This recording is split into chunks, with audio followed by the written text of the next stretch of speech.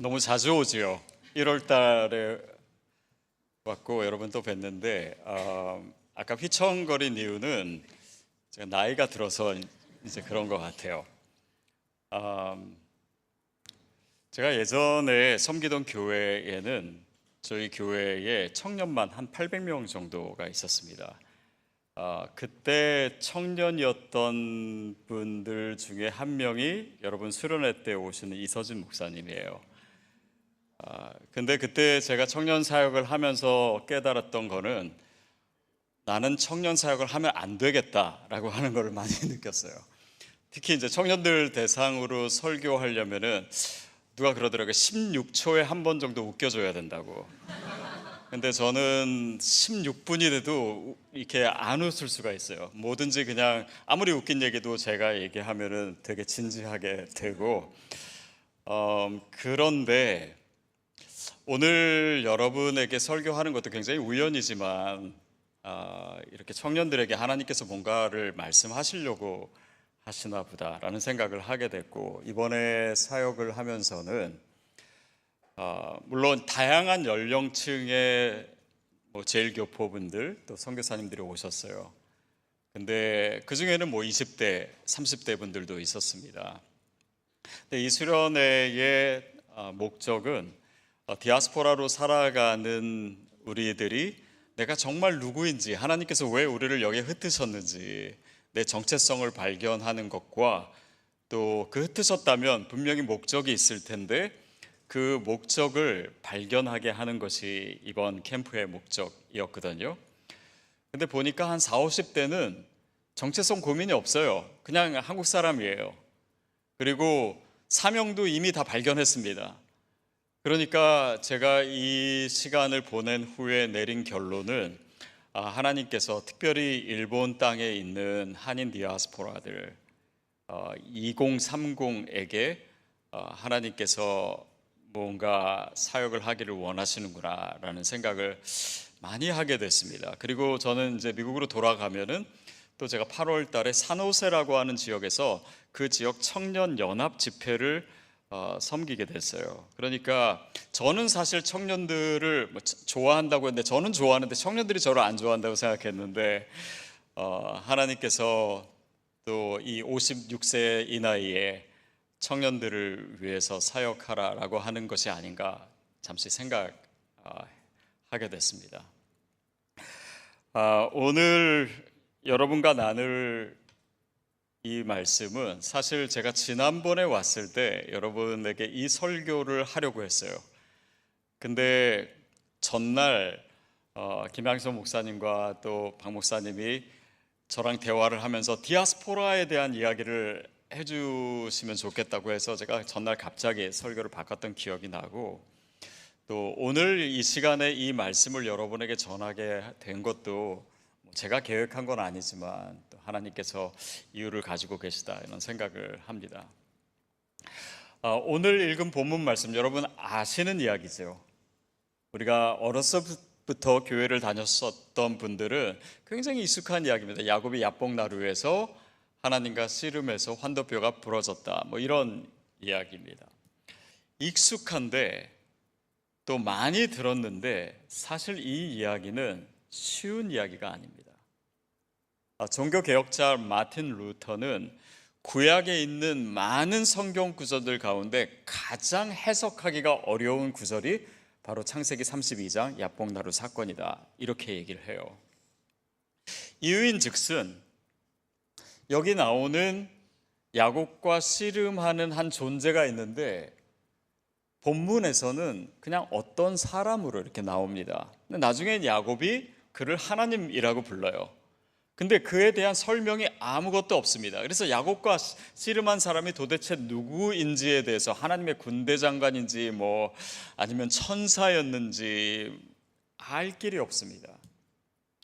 또 왜 갑자기 씨름을 하는지 그 이유도 나와 있지 않아요. 왜 이 씨름이 시작됐을까? 그리고 하나님이 씨름을 거셨다라고 하는데 어떻게 하나님이 인간인 야곱과 밤새도록 붙들고 있을 만큼 하나님이 그렇게 약하신 분 아닌 것 같은데 그렇게 오랫동안 씨름이 지속된 이유조차 우리는 알 수가 없습니다. 더 이해할 수 없는 거는 하다 안 되니까 하나님이 환도뼈를 쳐요. 이거 반칙 아닌가요? 뭔가 이렇게 하나님으로서는 뭔가 어울리지 않는 행동 같아요. 그래서 싸움이 끝나요. 그리고 뭐 엉덩이 힘줄을 안 먹었다, 뭐 이런 이야기도 나오는데 이 말은, 이 내용은 구약의 어느 성경 구절에도 나오지 않는 구절입니다. 그러니까 뭐 하나 분명하게 없는 구절이에요. 그래서 어렵다라고 얘기하는 것 같아요. 근데 제가 이 본문을 가지고 사실은 설교를 굉장히 많이 했습니다. 근데 어느 순간 제가 깨닫게 된 거는 뭐냐면, 이 본문이 왜 어려운가? 그것은 이 본문은, 이 이야기는 이해하기 위한 본문이 아니라 체험하기 위한 본문이 아닐까라는 생각을 했어요. 그래서 그 체험을 통해서 이 본문을 이해하게 되는 것이고, 저는 오늘 제가 체험한, 제가 경험한 이 야뽕나루 사건을 여러분에게 나누려고 합니다. 그리고 그 사건을 통해서 이 본문을 제 삶 속에 가져오게 된 것 같아요. 이 이야기는 약 8년 전 이야기입니다. 그리고 제가 온누리교회를 15년 동안 섬겼는데 얼바인 온누리교회를 내려놓고 새롭게 교회를 개척한 계기가 된 사건이기도 하고, 또 오늘 제가 일본에 와 있는 이유이기도 합니다. 그래서 저에게는 굉장히 중요한 사건이에요. 저는 그때 온누리에서 14년을 섬겼을 때인데 14년 만에 안식월을 3개월을 받았습니다. 그래서 이 3개월 동안 뭘 할까, 어디를 갈까라고 생각하다가 예전에 하용조 목사님이 다녀오셨다는 하와이 코나에 YM 베이스가 있는데, 선교단체죠. 거기서 하는 제자훈련 DTS 프로그램이 있다 그래서 거기를 갔습니다. 가족들 다 데리고. 근데 이 프로그램이 원래는 6개월짜리입니다. 그래서 앞에 3개월은 강의를 해요. 렉처 기간이 있고, 그 다음에 3개월은 아우리치를 갑니다. 근데 제가 안식월을 몇 개월 받았다고요? 3개월. 그러니까 저는 아우리치는 갈 수가 없고 강의만 듣는 기간 동안만 하와이에 있었어요. 근데 이 강의 시즌의 마지막 주가 되니까 그 다음 주에 곧바로 이제 아우리치를 떠나기 때문에 그 마지막 주는 모든 걸 다 아우리치에 대해서 하더라고요. 소그룹도 아우리치에 대해서 하고, 뭐 중보기도도 아우리치에 대해서 하고, 강의도 아우리치에 대해서 하고. 그래서 아우리치를 안 가는 저와 제 아내는 사실 그 주에 수업을 참여하는 게 별 의미가 없었습니다. 그래서 하루를 비워서 제 아내와 함께, 저희 가족도 와 있는데요, 어디 갈까, 뭘 할까라고 하다가 하와이 그 빅 아일랜드가요, 화산섬입니다. 후지산처럼 화산이 있어요. 그래서 거기에 이제 가보면은 그 용암이 이렇게 있어가지고, 사진 보여주시네요. 굉장히 멋있죠. 저런 데를 가보라는 거예요. 그래서 가야겠다 생각했습니다. 저 사진은 참고로 제가 찍은 게 아니라 인터넷에서 그냥 다운 받은 거고요. 제가 찍은 사진을 보여드릴게요. 그 다음 사진 보세요. 아무것도 없죠. 그날 사실은 어느 바닷가에 가면은 이제 용암이 뚝뚝 떨어지는 곳이 있는데, 거기까지 갔는데 용암이 그날을 따라 안 떨어지는 거예요. 거기까지 차를 타고 2시간 가고 걸어서 한 1시간 반 정도 갔는데 그렇게 되니까 좀 허무했어요. 황당했어요. 그래서 주변에 있는 다른 관광객들과 좀 대화를 하면서 물어보니, 저쪽으로 가면, 안쪽으로 한참을 가면은 거기에 진짜 용암들이 많다고, 거길 가라고 해서 좀 전에 보여드렸던 사진을 보면은 저쪽 끝에 여러분 잘 보면요, 한 가운데 연기 나는 게 좀 보일지도 모릅니다. 그렇죠? 거기쯤 가야 된다는 거예요. 근데 가까워 보이는데 저기까지가 걸어서 한 2시간 정도 또 걸어가야 돼요.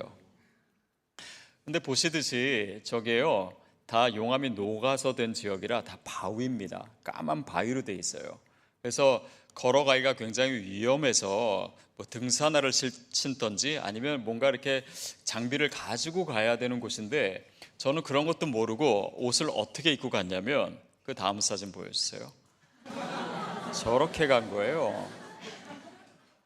그래서 저기 슬리퍼 신고 그냥 반바지 입고 저렇게, 네, 사진 내려주세요. 갔습니다. 그래서 한참을 걸어갔어요. 한참을 걸어가서 이제 거의 다 왔습니다. 그러니까 바닥이요, 뜨거워지기 시작하더라고요. 그리고 화산 가스들이 올라오기 시작해요. 근데 저는 사실 제 기억엔 없는데, 그때쯤 이제 라바 지역이 한 5분 정도 남았습니다. 그 용암 지역이. 그리고 이제 좀 뜨거워지기 시작하고 가스가 올라오는데, 그때 비가 오기 시작했어요. 근데 그때 제가 동영상을 몇 초짜리를 찍어 놓은 게 있더라고요. 한번 보겠습니다.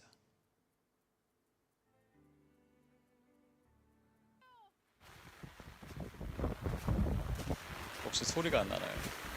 어디 이정표가 안 보여. 제 아내 목소리가 안 보인다고. 어떻게 우리 더 이상 가면은 연기를 너무 많이 먹을 것 같은데? 어떻게? 자, 저 시점부터 저희가 좀 당황하기 시작했어요. 왜냐하면 저거는 비가 막 내리기 시작할 때이고, 조금 있으니까 비가 완전히 그 소나기처럼 내려붙는데, 그렇게 되니까 밑에서 올라오는 가스의 양이요, 수백 배가 되더라고요. 그러니까 어느 정도냐면 손을 눈앞에 해도 손이 안 보일 정도로 아무것도 안 보이는 상황이 됐어요. 그 순간 저희는 패닉에 빠졌습니다. 왜냐하면 바닥은 뜨겁죠. 거기 서 있을 수가 없어요. 또 신발도 그렇게 안전한 신발이 아니기 때문에. 그리고 앞은 안 보이지요. 그래서 제가 제 아내의 손을 잡고 그 자리에 있을 수 없기 때문에 조금씩 옮겨갔습니다. 그런데 보이지 않기 때문에 제가 미끄러져서 제 다리가 바위 사이에 빠졌어요. 그래서 다쳤습니다. 피는 철철 나지요. 눈은 아무것도 안 보이지요. 화산 가스는 올라오지요. 그 가스가요, 갈 때 표말이 써 있었어요. 이 화산 가스는 몸에 해로우니까, 거기 유황, 뭐 이산화탄소 다 그렇기 때문에 많이 마시면 죽습니다, 이런 표진말도 있었어요. 나중에 찾아보니까 이거를 처음에 이제 화산 가스를 마시게 되면 목이 아프기 시작합니다. 그 다음에는요, 머리가 아파요. 그 다음에는 쓰러지고, 쓰러지면 그냥 끝나는 겁니다. 저희는 이미 목이 아프고 머리까지 아프기 시작했어요. 그래서 어떻게 해야 될지를 몰라서 제가 제 셀폰을 가지고 911에 신고를 했습니다. 전화를 했는데 신호가 안 잡히는 거예요. 그래서 뭐 받았는지 못 받았는지도 잘 모르겠어가지고 제가 그냥 큰 소리로 우리가 여기 고립됐는데 헬리콥터 보내달라라고 외쳤지만은, 그거를 911에서 실제로 받았는지 안 받았는지는 지금까지 제가 몰라요.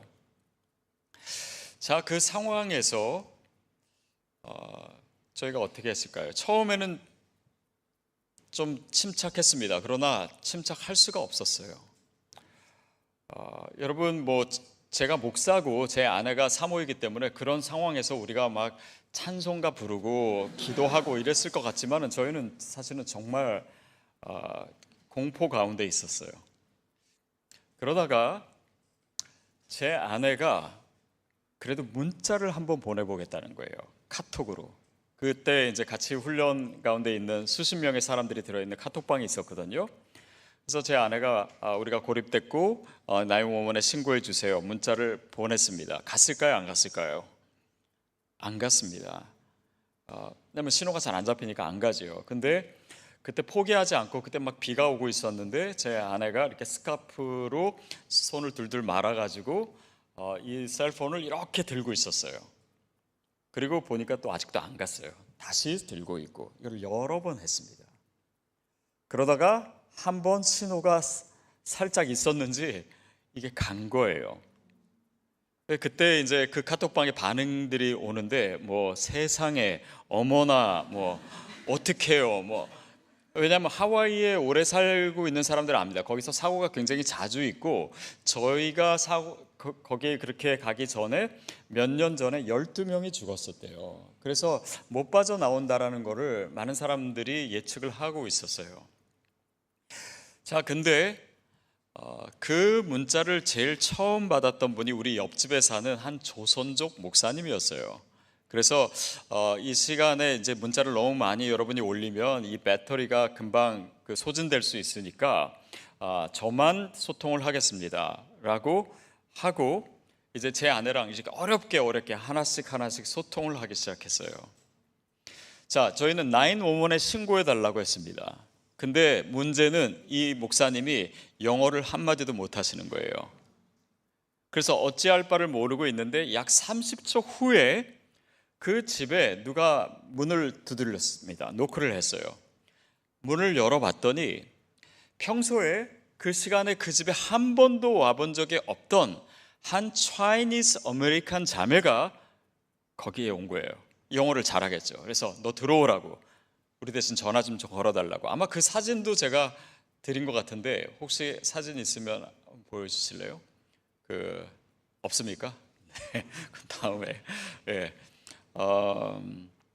그렇게 해서 저희와 교신이 되기 시작했어요. 나이워먼에서 이제 얘기해 주는 거, 물은 얼마큼 가지고 있냐, 옷은 무슨 색깔로 입었냐, 뭐 여러 가지 물어본 다음에 헬리콥터를 보내주겠다고 했어요.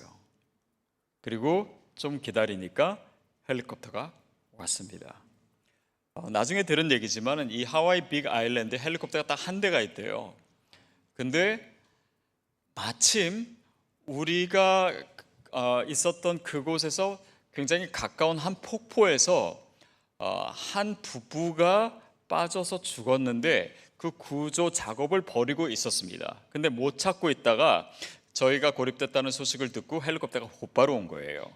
그것도 굉장히 어떻게 보면은 저희로서는 예상치 못했던 일이죠.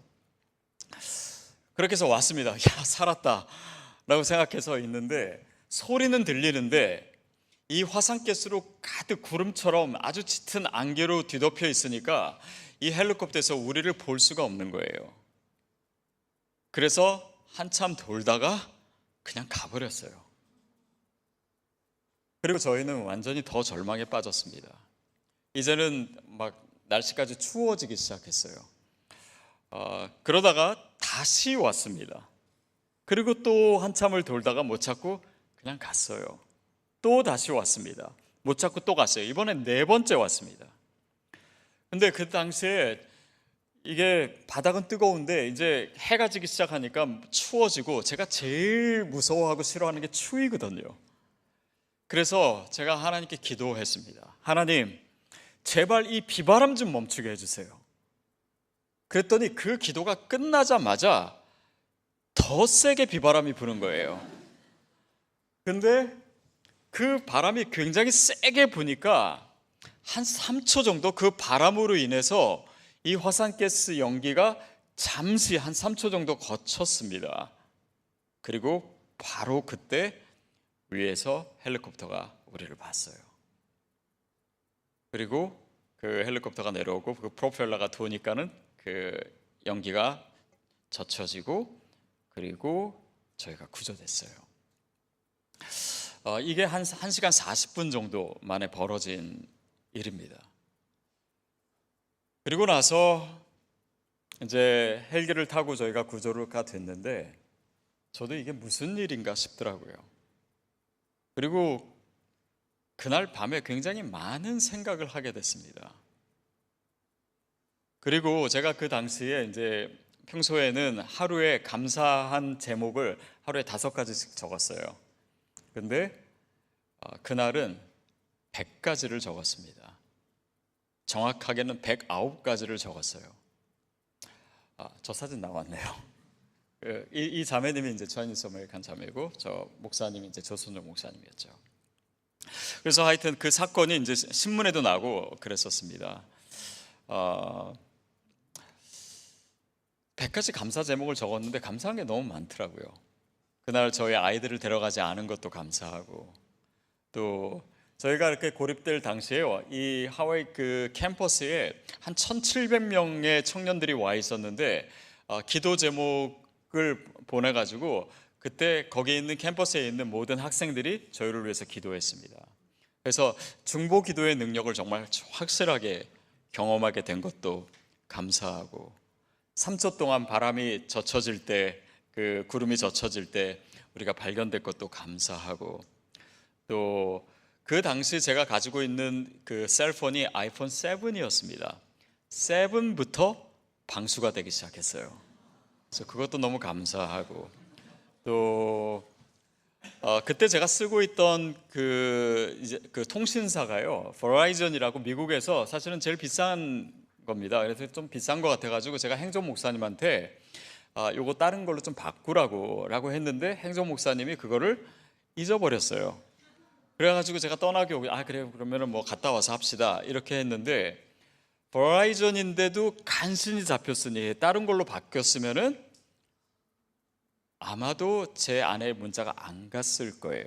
그래서 그것도 감사하고, 혹자는 이 버라이전에 제가 사연을 써서 보내면 거기서 평생 무료로 해줄지도 모른다, 뭐 이런 얘기까지 하고, 또 이 이야기를 들은 그 연예인 차인표 씨는 제 이야기를 가지고 영화로 만들자고 할 정도로 하여튼 굉장히 극적인 상황이었습니다. 또 특별히 저에게 감사했던 거는, 사람이 이렇게 한 번 죽는데 죽으려면은 또 목사로서 죽을 때 어디 선교지 가서 죽든지 뭔가 이렇게 순교를 하든지 뭐 명예롭게, 아니면 설교 하다가 죽든지 이러면 뭔가 의미가 있는 것 같은데, 권혁빈 목사는 놀러 갔다가 죽었다 뭐 이렇게 끝나면은 혹시라도 이게 신문에 나면은 우리 교인들한테도 너무 미안하고, 근데 저에게 뭔가 좀 더 의미 있게 죽을 수 있는 기회를 하나님 주신 것이 아닌가, 그런 생각을 했습니다.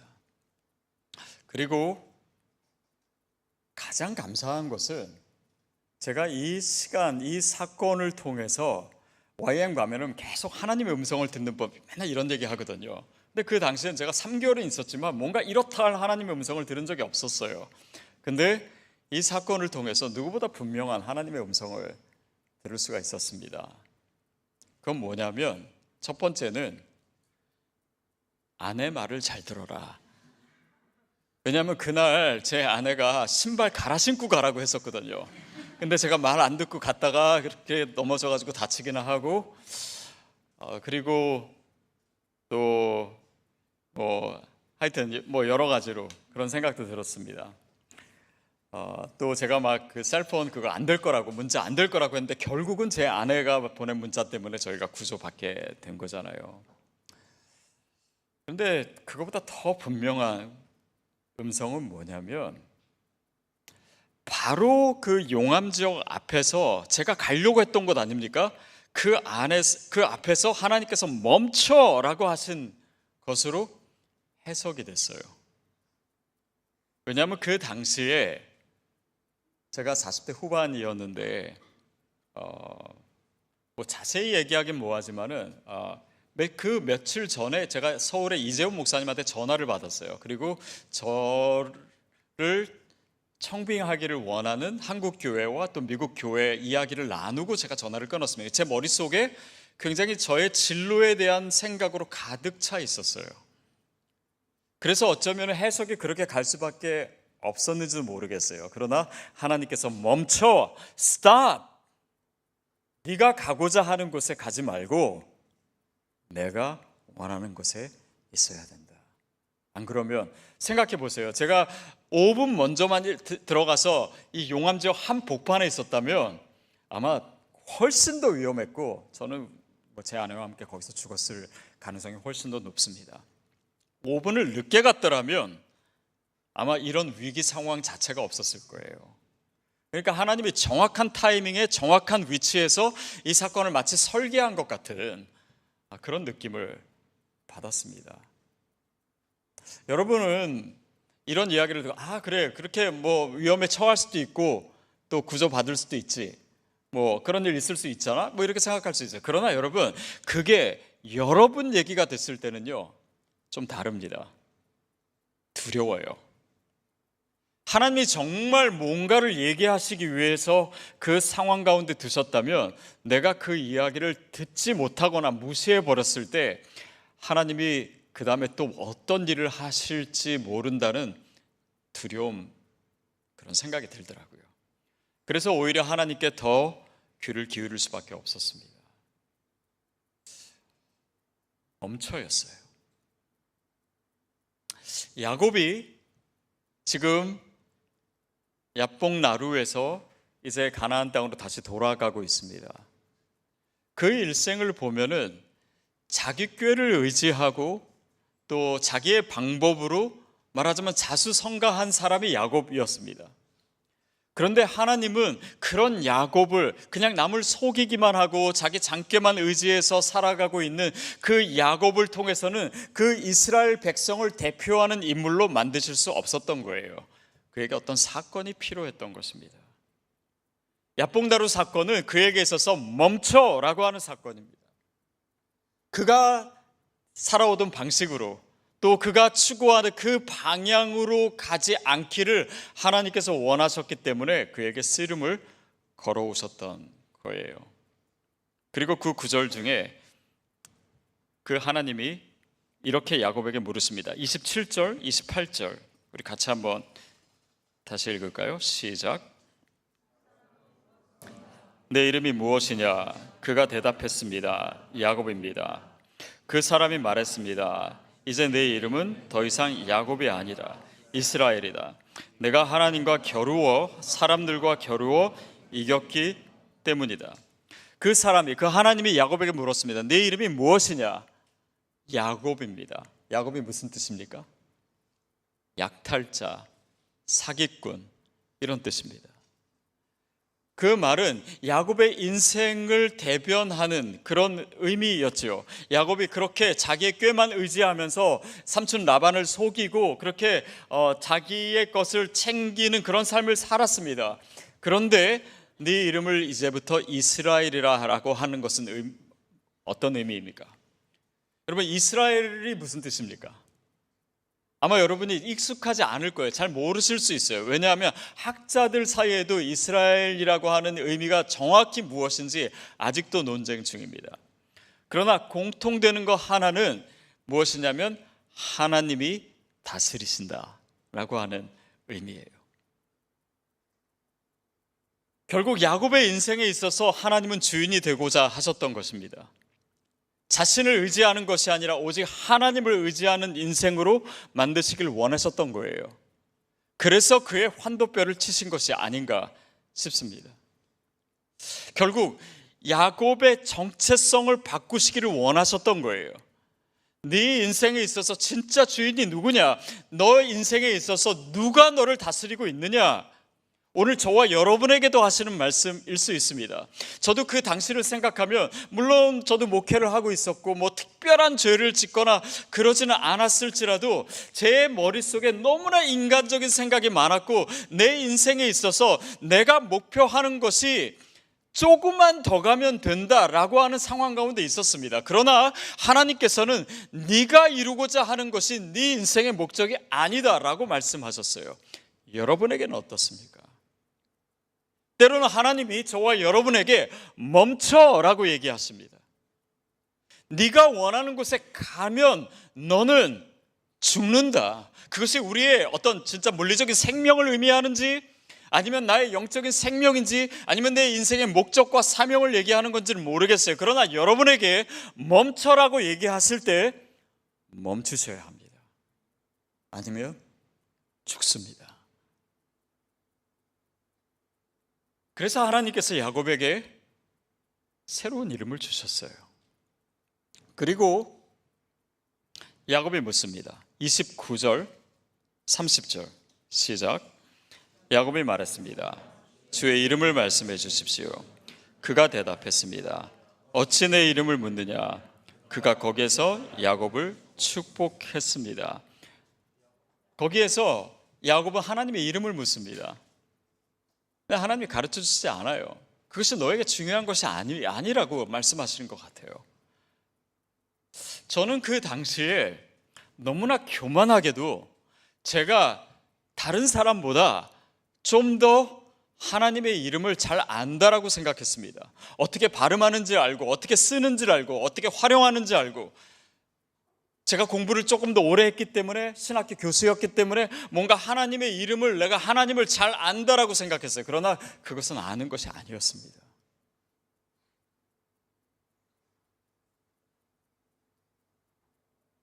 그 대신 하나님은 우리가 하나님을 체험하게 하심으로 주님을 알게 하기를 원하세요.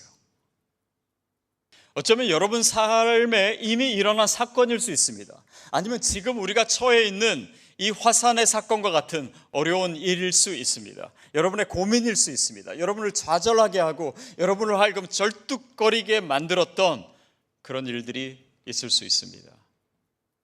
그거를 통해서 하나님을 드러내기를 원하시고 우리 자신이 누구인지를 하나님께서 깨닫게 하기를 원하십니다. 제가 그 사건 이후에요 3일 있다가 올바인으로 돌아왔습니다. 그리고 나서 토요 새벽 예배 설교를 이제 주일 전에 하는데 생명의 삶으로 우리가 하지 않습니까? 그때 본문이 요나서 1장이었습니다. 요나가 하나님께 불순종해서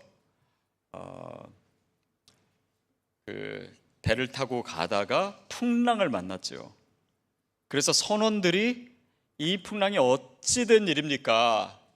그래서 제비를 뽑지 않습니까? 요나가 그 제비에 뽑히게 되고 나를 던져라 라고 얘기합니다. 저에게 있어서는 그 사건이 어떻게 이해됐고 그 말씀을 어떻게 적용했냐면 네가 죽어야 다른 사람이 산다. 네가 살려고 할수록 다른 사람이 죽는다. 네가 죽어야 네 말을 듣는, 네 설교를 듣는 사람이 살 수 있다. 겸손한 척 했을 수 있고 뭔가 아닌 척 했지만 제 안에 꿈틀거리고 있는 내 자아가 너무나 강했기 때문에 하나님께서 그 사건과 그 말씀을 주신 것이 아닌가 싶었어요. 이 사건이 야곱의 인생에 있어서는 사실은 가장 절정인 사건이었습니다. 그래서 저는 이 사건 이후에 야곱이 어떻게 됐지가 좀 궁금해졌어요. 그래서 읽어봤는데 사실 별게 없더라고요. 야곱이 형 에서와 화해한 사건이 있었고 그 다음에 애굽으로 이민 갑니다. 가나안 땅에 기근이 있었기 때문에 또 아들 요셉이 애굽에 살아있다라고 하는 소식을 듣고 그 이민생활이 본격적인 이민생활이 시작된 거죠. 저에게 있어서는 디아스포라 사역이 시작된 시점이 바로 그 사건 이후입니다. 어쩌면 이 디아스포라들이 스스로 고민하고 나의 정체성에 대한 고민, 그 사회 속에서의 여러 가지 힘든 어려운 일들, 그러나 우리가 흩어진 이유가 하나님께서 두신 그런 하나님 나라와 선교적인 목표가 있는 것이고 내가 너를 선교사로 보냈고 내 삶을 통해서 나의 분명한 사명이 있고 부르심이 있다라고 하는 그 사역을 위해서 그 디아스포라들에게 진정한 하나님의 음성의 통로가 되게 하기 위해서 저에게 있었던 사건이 아닐까 저는 그렇게 해석을 했습니다. 그리고 야곱은 쩔뚝거립니다. 환도뼈가 부러져서 쩔뚝거려요. 그리고 브니엘의 새로운 아침을 맞이하게 됩니다. 저는 이 설교를 준비하다가 갑자기 하용조 목사님은 이 본문을 가지고 어떻게 뭘 설교하셨을까? 이게 궁금해졌어요. 그래서 제가 설교집을 한번 찾아봤습니다. 근데 하용조 목사님의 설교의 특징 중에 하나가 뭐냐면요, 굉장히 쉽게 하세요. 근데 어떤 장면이 눈에 그려질 수 있도록 그런 설명을 하십니다. 마치 그림 설교처럼. 근데 맨 마지막에 이런 표현을 쓰셨더라고요. 여러분, 영화의 한 장면을 생각해 보세요. 어떤 한 사람이 쩔뚝쩔뚝 걷고 있습니다. 그리고 그 뒤에 배경에는 해가 떠오르고 있어요. 자, 여러분 상상이 됩니까? 해가 저쪽에서 떠오르고 있는 그 배경 속에 야곱이 저쪽부터 여기까지 쩔뚝 거리며 걷고 있는 모습입니다. 그리고 목사님 설교 마지막에 이렇게 썼어요. 그런데 그것은 희망입니다.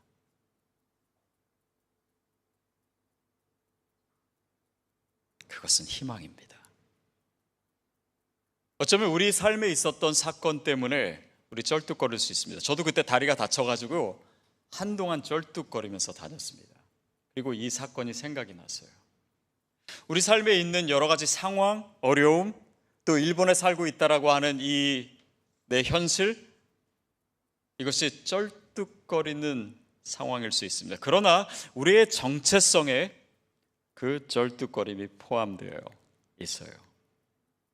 그리고 그것 때문에 내가 주님을 의지하고 있습니다. 내가 나를 다스리는 것이 아니라 하나님이 나를 다스릴 수 있도록 나 자신을 내어드립니다. 당시 제가 섬겼던 얼바인 온누리교회는 물론 미주 온누리교회 중에 가장 큰 교회고 사람들도 굉장히 많습니다. 지금 저는 개척교회 하고 있습니다. 건물도 없이. 어떻게 보면 목회적으로 보면 좀 쩔뚝쩔뚝 거리는 것 같아요.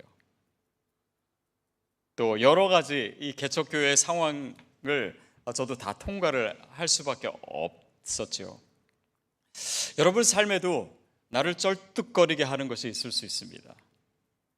그러나 여러분, 그것으로 인해서 우리가 하나님 만났다면, 그것으로 인해서 우리가 하나님을 의지할 수 있다면, 그것으로 인해서 내가 진짜 무엇을 위해서 살아가야 될지 그 비전과 그 목표를 발견했다면 그 쩔뚝거림은 희망입니다.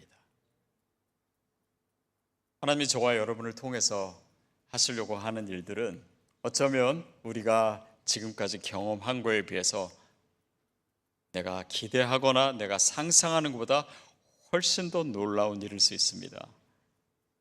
그리고 예기치 않은 방법으로 하나님께서 우리를 이끄세요. 어쩌면 우리가 힘있게 달려가던 그 길을 멈춰라고 얘기하실 수도 있습니다.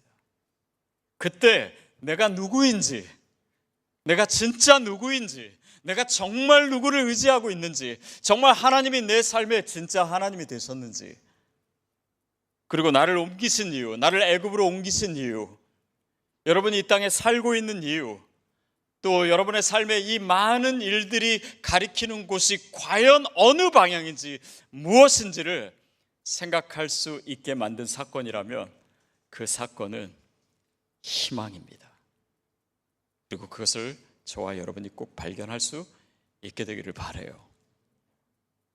하나님이 야곱을 부르신 것처럼, 이스라엘을 대표하는 인물로 만드셨던 것처럼 저와 여러분의 인생에 하나님의 계획이 분명히 있습니다. 그리고 그것을 발견하시고 그것을 살아내시는 저와 여러분 되기를 주님의 이름으로 축복합니다.